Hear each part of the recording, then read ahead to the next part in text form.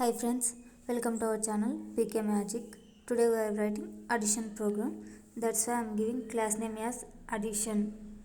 Opening the class, main method rasuna public static void main string s is the capital array args.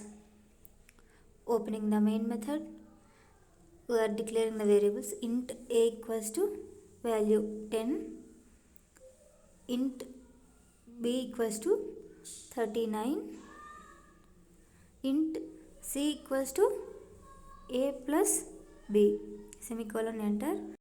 System dot out dot println in the brackets, in the double quotes, sum sum is to plus c, semicolon, enter. Closing the main method and closing the class. To save this file, control plus s and then addition.java.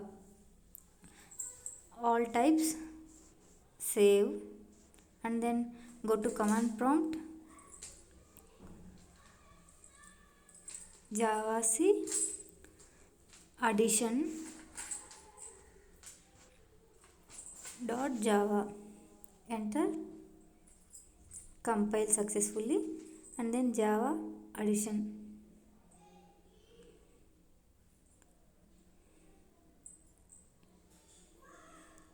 Output sum is to 49. That's it.